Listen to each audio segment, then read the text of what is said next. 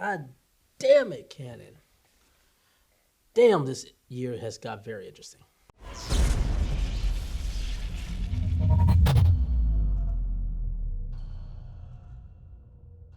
What is up, everybody? James Jackson here, back again with another video. If you're new to my channel, I do tips, tricks, news, and reviews for the film and video making industry. So if you do like the content here, please make sure to subscribe to the channel, hit that like. The likes definitely help. Hit the bell, as well as take a look at my Patreon page. I just started a Patreon page where it's us as a community to be able to build and grow together, where I can basically make sure I'm doing reviews and doing content for you, not being held by the wishes or by companies or anything like that. So if you love the channel, if you love the work I do here, definitely would enjoy having you guys as a Patreon. So definitely check that out there. But we're here to talk about the big announcement that Canon has officially dropped today, which has been rumored for a while, but now it's official, and that is the Canon EOS C70, this weird hybridization video camera. And what we mean by hybrid video camera, we don't mean in the terms of like mirrorless, it's like stills and videos. There's no stills features in this camera. This is purely a video camera. By hybridization, I personally mean the blending of the RF mirrorless system with the EOS cinema system. But I'm not going to go over to any specs. I sort of want to go over my thoughts because you can get the specs. And honestly, there's a better video that I could do because I don't have the camera. I'm definitely looking at trying to get it to test it out because I'm in a crisis. I really am not sure, but this may be a camera that I may replace my C200. As someone who's owned the C200 for over 2 years, this may be the camera that replaces it. And I'll go into why later. But if you want a more thorough breakdown of the C70, I would highly, highly recommend checking out CVP's video. It's a long video. It's about 40 minutes, but it is a very thorough, comprehensive video. I can't recommend it enough. Definitely go check it out. I'll leave a link to that video in the description below, as well as as a point somewhere up here as well. But let's talk about the C70. Why is it that I'm looking at this, possibly looking at this camera for over the C200? Especially given that there's certain things that is missing that the C200 that makes the C200 great. The big noticeable missing thing, obviously, is the fact there is no raw capabilities of this camera, and it is $5,500 coming out. So it's basically almost the same price as a C200, and it doesn't even shoot raw. So why is someone like me really consider it? Especially as I talked about, raw is a very big deal for my workflow. Well, the reason why is because there's a lot of features with this camera that is missing from the C200 that I'm almost certain will never, well, one, some of them are just hardware, so they can't be put in the C200. And even if there was like software, firmware, I'm almost certain they would never come to the C200, but this camera has them. And these are things that I have been wanting as a C200 owner, but it's not going, I'm pretty positive it's not going to come through it. If you are someone that still has held on to the C100 and the C100 Mark II, to me, this is the clearest day, easiest say, yes, go and upgrade to it. It's definitely worth it, especially now that this camera actually has an RF mount. But let's start off with some of the things that I like about it with the bodies. The big one being this is an RF mount camera. Which is huge. This is the first of the cinema line that actually has the RF mount. So that means all the new glass that Canon is producing for this new mount system is going to be completely compatible with this camera, which cannot be said about other camera companies who use this RF mount. Not speaking any names, Red. But essentially, yeah, so now the cameras like glass like that 28 to 70 f2, which oh my God, I love that lens so much. That's going to be compatible with it. And what's even great is that even though it's an RF mount system, you don't even have to worry about controlling exposures that much, because this has built-in NDs. Now, for people that own C200s, this may not be a big deal, but for someone like me who also owns the Canon EOS R5, this is a really huge deal, especially for anybody that has had a mirrorless mount camera. This is really the first camera of the mirrorless mount system. Mirrorless mount small body cameras that actually has a built-in ND system built into the camera, not an adapter, which is still great for the R system, but it's not an adapter. It's not some other, it's not using alternative like screw on. No, this is a true built-in ND system into this mount, which I almost didn't think was possible because of the flange distance, but apparently it was possible. Canon has done it, and this is going to be a really, really, really big deal for people that may be looking for, like, looking at small cameras, small body cameras like this, but where you don't have to worry about screwing on NDs and changing it in default.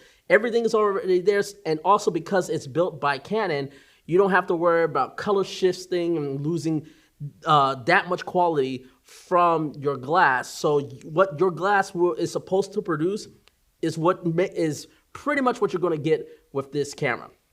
But it doesn't stop there. Canon still continues to go out and still go beyond, not because this is a Super 35 sensor, and almost all of the mounts, the lenses that are available now are designed for full frame. Well, Canon is still going a step beyond, because now they're creating a brand new adapter where you can go to speed boosters. So if you have EF glass that are full frame, you can still use those, and you're going to get an extra stop of light hitting the sensor now.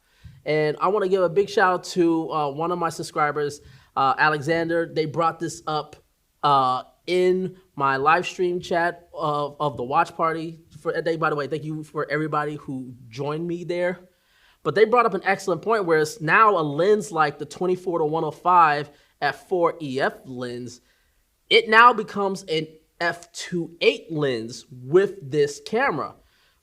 So that's actually a pretty big deal, especially if you're doing a little bit more running gun documentary. Now you got an extra step of light, and you're still getting good, you're still not losing quality in sharpness. So that's a big, big, big deal. So you're getting the full frame, well, roughly, it's like 1.03, but it's almost essentially full frame. It's essentially full frame. You're getting the full frame look, you're getting an extra stop of light, and you're still maintaining all the sharpness of the full frame. That's a very, very big deal. So, and that is something that you can't do with the C200, because the C200 is already an EF mount camera. So that is something I want to definitely try out that adapter, but it's actually quite expensive. I think it's like $500, $600 for the adapter. It's a little bit cheaper than Metabones' option, but it's still going to be a very pricey adapter. But given the potential of it, it may be possibly worth it, but I have to see that for myself. One of the big things, the big things about this is the fact that it has timecode.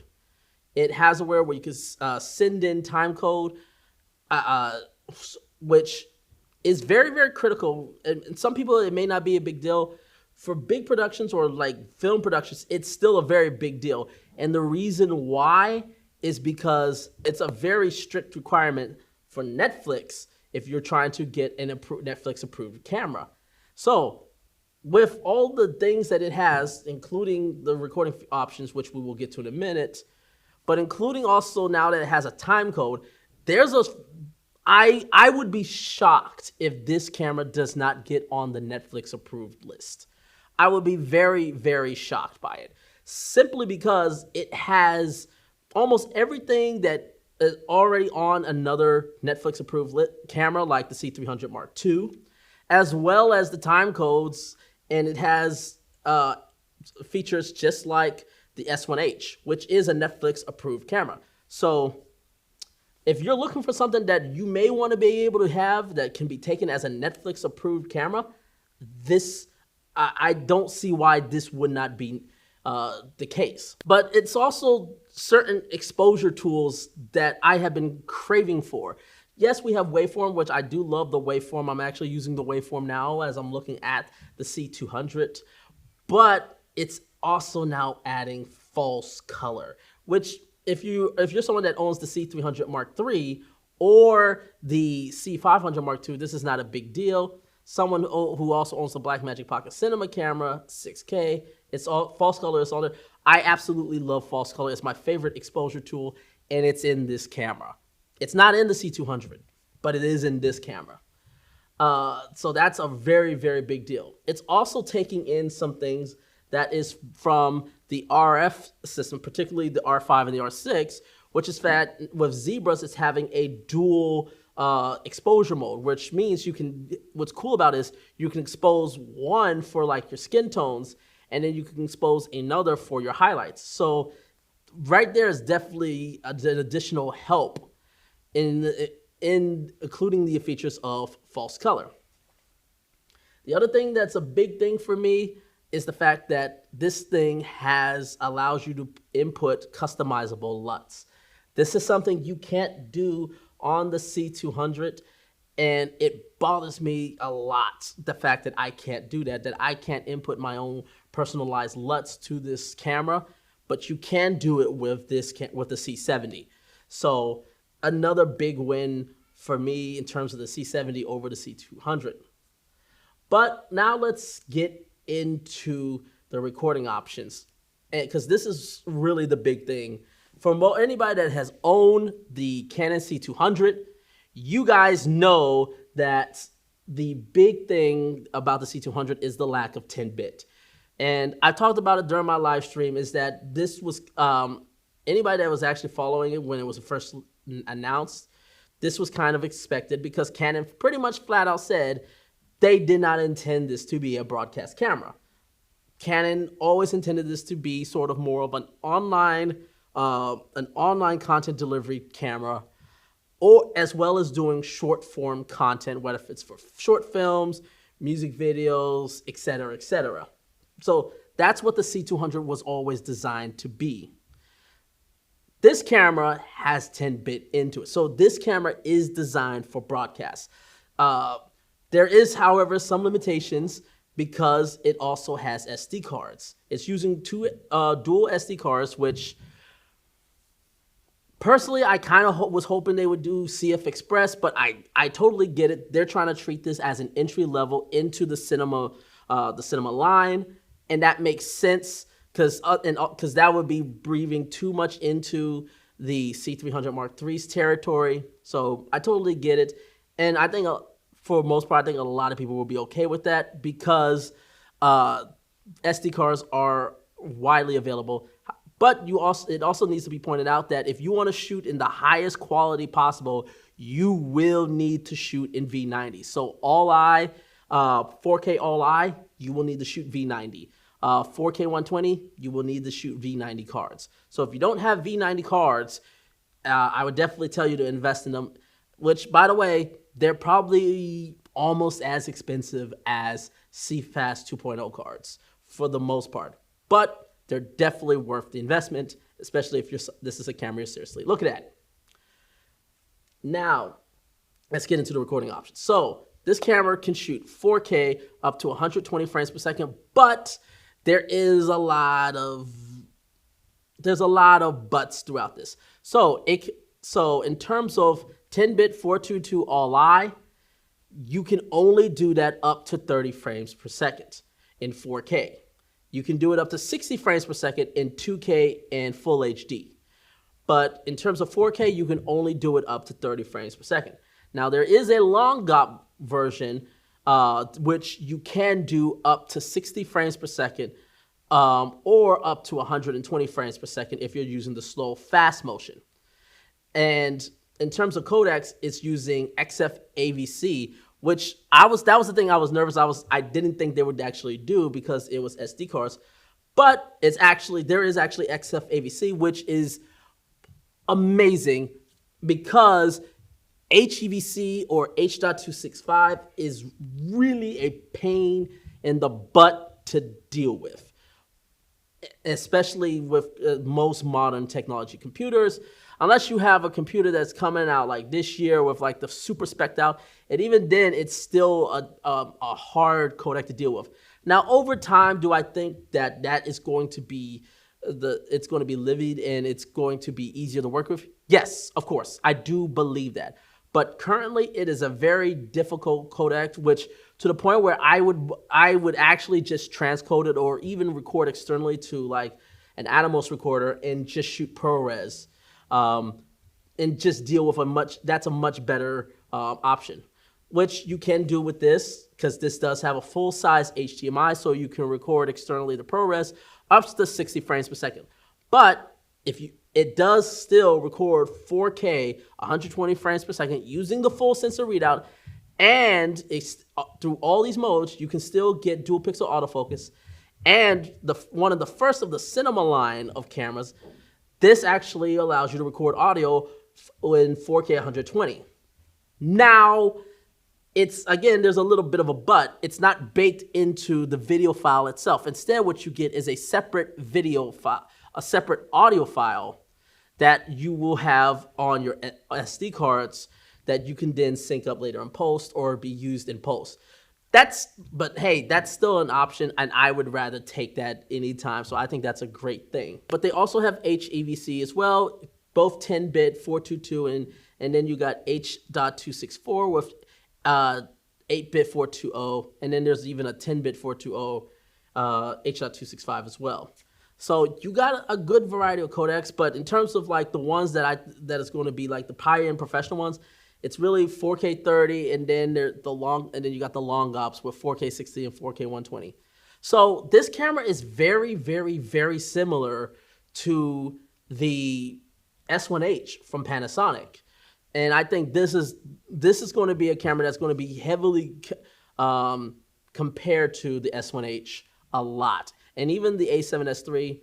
And I think for some people it's even going to be compared to an R5, but not that much. But some people are going to be doing comparisons to the R5. If I do get one, I will compare it to the R5 and give my thoughts on that, as well as the S1H if I get it in again, and the A7S III if I get that in.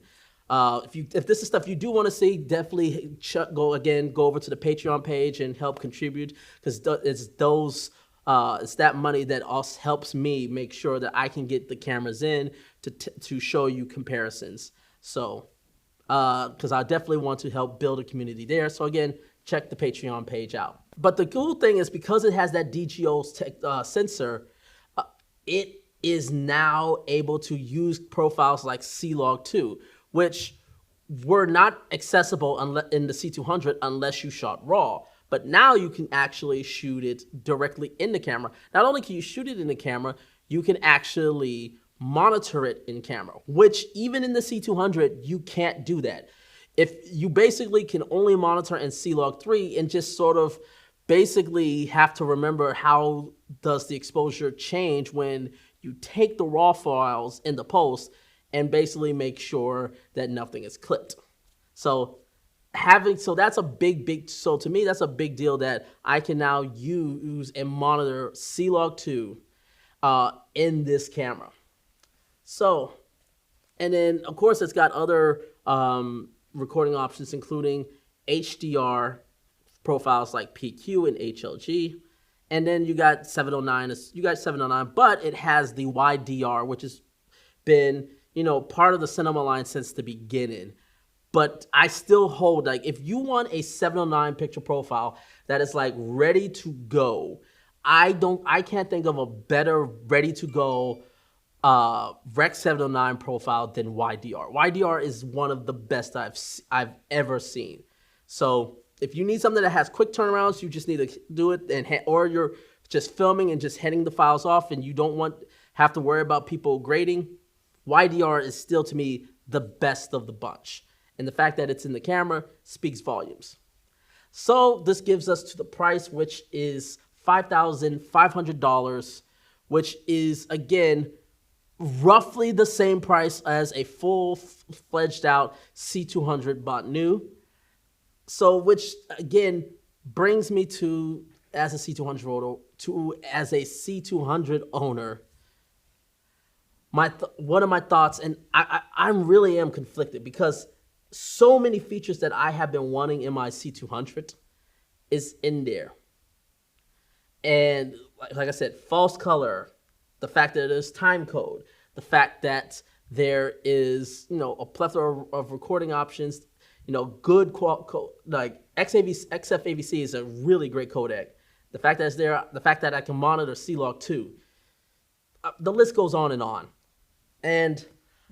But it does not have RAW. Now, I need to emphasize that there's no RAW option, and various places are reporting the quote is at launch. Now, I say that with air quotes because let me be clear, I don't believe either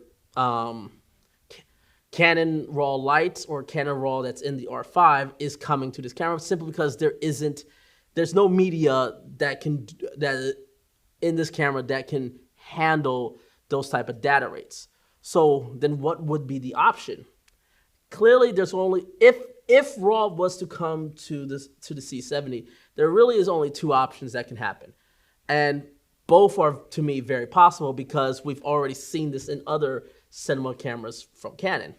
The first option would be, the obvious one would be ProRes RAW, and using ProRes RAW. Now, that's great for people that shoot Premiere and Final Cut, where, especially Final Cuts with the new updates, this could definitely be a big deal, given the fact that you now have some metadata controls. Though I don't know if Canon was on the list of having the full updates of terms of metadata controls like the Panasonics have. But ProRes RAW is definitely an option. The other option, the one I'm hoping for, because I am a DaVinci Resolve user, is the use of Blackmagic RAW. And it's totally possible that we may see Blackmagic RAW because, as Blackmagic has already shown, they already have the C300 Mark II being able to record Blackmagic RAW through the video assist. Now, it is definitely possible that we may see the C70 being able to record Blackmagic RAW. It may be possible that it can record both because we have cameras like the Sigma FP that records both Blackmagic RAW and ProRes RAW. So, and we also know the EVO 1 and the C300 Mark II well, at least they were talked about as being able to film both ProRes RAW and Blackmagic RAW. It just depends on what monitor you have. If you have an Atomos recorder, you could only do ProRes RAW. But if you got one of Blackmagic's video assists, you could do Blackmagic RAW. So, again, I really don't know. I am seriously, I have to say, I am really am considering it. But RAW is such a big deal to me. It's, this is so conflicting. I don't know. But man, this camera, it still is pretty nice design. I know I kind of goofed at it, because it still looks like a mirrorless body, and it does. But looking at it more after I've sat down and I've looked over it, it still has that kind of cinema camera style body, very similar to like the Komodo. It's very, in terms of a compact cinema camera. So, I don't know. I'm definitely going to be making videos talking about the market as it is, with all these cameras that have been announced or the cameras that have just been in the market for a while. This is a very interesting time. Now, before I head out, I actually want to answer a few comments that I got on both the live stream and some of my previous videos. So let's go to I don't need much. Love that. So he says, yes, no RAW with the camera gives me pause. But this is not just an online camera, it's a broadcast camera. Very true. Almost all broadcast TV shows only shoot HD, not even 4K, and definitely not RAW. For that reason, C200 is not a broadcast camera, but it does not have, because it does not have 10-bit internal. Very true, as I mentioned, it was never intended to be a broadcast camera. So, yes, all facts. So this camera is perfect for any field producer shooters for network TVs, and timecode sync capabilities allows this camera to slip into dramatic short and feature setups. Exactly. Like I said, let's be keep an eye out for that Netflix approval list. I'm almost certain this will be on it. If it's not, I will be shocked. I will be really, really shocked that it's not. RAW is great, but if you have good exposure, 10-bit is more than enough. Very true. Very true. I love RAW mainly because it gives me full control over the image. But if you know what you're doing, the 10-bit baked in files are perfectly fine.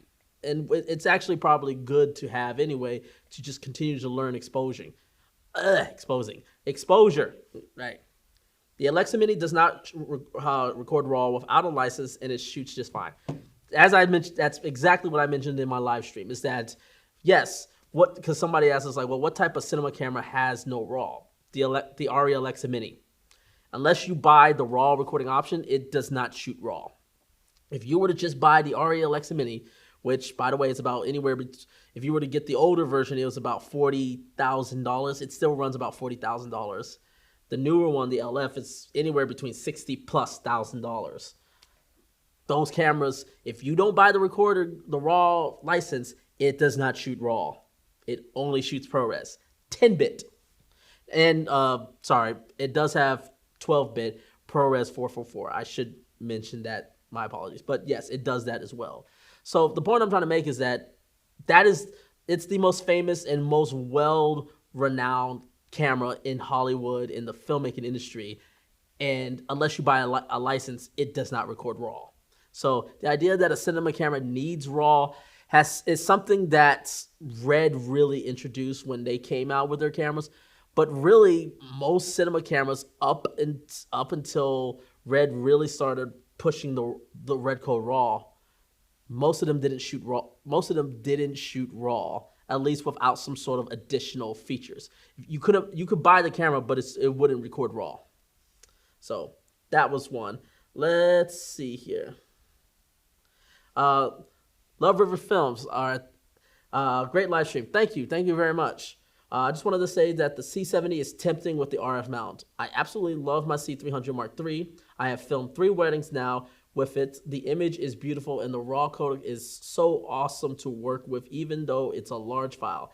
I totally agree with you about liking RAW workflow. Yeah, RAW is one of those things that once you start playing with it, you don't want to give it up. You really don't, because again, if you're somebody that just loves absolute control, especially someone like me who also creates creative looks and LUTs and sells them, RAW is an essential part of why I'm able to make those looks, because I can basically get the image to look how I need to without destroying the image. So, or not necessarily, destroying is probably the wrong word. It's more non-destructive. I can make non-destructive changes to the image and basically give accurate looks to how I want it. So totally agree with that. Let's see. Let's go back to some other comments. Okay. Nomad24. Hey, James, have you seen Gerald Undunn's video on A7S III? He is getting 2 of this over the C300 Mark III. He still loves the C500 Mark II, but I guess after using the A7S III, he sees it fits his use cases. Hope you get a hold of both the A7S III and the R5 and do a video comparison and the trade-offs of both systems in the near future. I'm looking at this combo, but new to video, so I will need to learn how to match 2 colors in DaVinci Resolve. Also new to it. Watching your videos now while commenting. Thank you so much, man. I do appreciate it. And yeah, I saw Gerald Undunn's video, and look, he has his reasons for choosing the A7S III. I'm going to get into this in my video when I start talking about the markets, especially now that the C70 has been announced and how this sort of plays and affects the market. But there's so many cameras right now, like there's no excuses for whatever you choose. There's no excuses for not being able to create content. So it's really coming down to your shooting style. And I tell this all before because I always get somebody ask me, which one is better, camera X or camera Y? And I'll be honest with you guys, I hate that question. I hate it so much because it takes in none of the factors that really determine what makes to go with one camera or not. which is what type of shooter are you? Are you someone that is really more run and gun, that needs to just be on his feet and not being able to pause and just and not having a camera hold it back, whether if it's batteries or having different accessories that you need, like NDs and additional audio inputs and et cetera, et cetera. You know, do you need a camera that just works and you can grab and go and it just shoots it and it does great? Or do you don't care about any of this stuff? You don't mind building accessories and all you care about is the image quality, you know, dynamic range, codec, resolution, frame rates, things like that. You know, all those things sort of play in a factor. And also, what type of work do you do? Are you doing feature films? Are you doing weddings? Are you doing music videos? Are you doing corporate videos? Are you doing event videos? Every single thing that I have listed has a different need. Even amongst video, it has a very different need. So the camera you choose will greatly depend on what you do and the type of shooter you are. So, and that's the point I was trying to make. For what he does, the A7S works for him, and that's great. You know, me personally, for what I'm looking for in terms of a small body mirrorless camera, the A7S III is not enough for me. And I got to say that again, for me, because there's always going to be somebody that's going to get upset because I'm personally not really into getting the A7S II. I will get it in to test it, do comparison videos for you guys. I would happily do that and really just talk honestly amongst you guys. But me personally, knowing what I'm looking for, it doesn't fit my need perfectly as, say, the EOS R5. The R5 fits my need more. But again, everybody's need is different. It doesn't mean that the A7S is bad or the A7S III sucks or that I hate Sony. It doesn't. I just have specific needs and the R5 fits those needs. The A7S III doesn't. And it's just simple as that. And it's sort of just more about figuring out what you guys' needs are and what type of shooter you are. All right, I'm gonna do one last question. Let's see here. And this is from Frank R. Ice Cold Productions, a reoccurring commentary and subscriber. Thank you again, man, for checking out my content. So here's what he has to say. James, as much as you are liking and praising the R5, Canon should give you a camera, and I'm not being a smartass. You are going hard for the R5. They should acknowledge that. But for me, I see so many flaws and limitations for my workflow. I can't justify paying $4,000 for it. And you know what, man? I appreciate the comments, man. Let me just say that first. And you know what? Absolutely. Totally fine. You shouldn't feel the need to defend you not liking a camera. But I also feel like that it's the same way I feel I shouldn't need to defend my liking a camera. Does the R5 have limitations? Yes, but it's not as serious as everybody makes it out to be. And I'm dead serious about this. The overheating is completely blown out of proportion. It is nowhere near as bad. I've used it on so many professional stuff, and I have yet to come across overheating. My man Carlos Quinteros, you can go out, check out his channel. He talks about the R5 all the time. He's never had an issue with overheating. Ordinary Filmmaker has yet to come across an issue with overheating. You know, I can name a whole bunch of other people who have this R5 who have not come across issues with overheating. Doesn't mean that people will come across overheating. Yes, but again, this goes back to what I was saying in my previous comments. It all depends on the type of shooter you are. But if you're someone that knows what can potentially be the limits of the camera and you work with it, the camera is still great. It delivers a beautiful, fantastic image, and no one denies that. It's just that there's certain limitations in terms of recording. And if that is a problem for you, I'm not going to come after you for that. That's perfectly fine. If you feel, hey, this doesn't fit my need for what I do and I can't justify the price, by all means, go ahead, man. Don't feel that's perfectly fine. And that's how you should think about it for everybody. That's how you should think about looking at all these cameras. Nothing wrong with that, man. Nothing wrong. all more power to you, man. And just like for anybody that likes this camera and goes with the camera, I'm just, the only thing I'm saying is I don't believe the camera is as big of an issue as everybody's making it out to be, especially since that firmware update. It is nowhere near as an issue as everybody's making out to be. So if this is a camera you are considering, yes, I definitely say you should definitely look at it. Just understand there's still limitations. The limitations aren't like eviscerated. It's still there, but they're most definitely workable, and you can work with them in serious productions. You absolutely can. The question is, are you willing to work through those limitations? So, but if you're not, and I'm not going to try to force you to go with the R5, man. If you, like I said before, you said you don't need, it doesn't justify the price. Totally fine. You go look for a camera that fits your need, and I hope you do find it.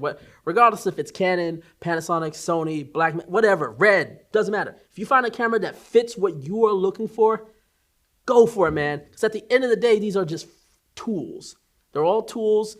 They're not something that is like defines us. The camera does not define us as creators. It only is it's only the pen. We're still the one that gets to stroke it and basically create the art. The pen doesn't do it on its own. So those are commentaries. Thank you guys for watching. Again, make sure to leave a like, leave a comment below. Make sure to check out my Patreon page, support the channel, and basically subscribe if you haven't. And until next time, take care, everyone.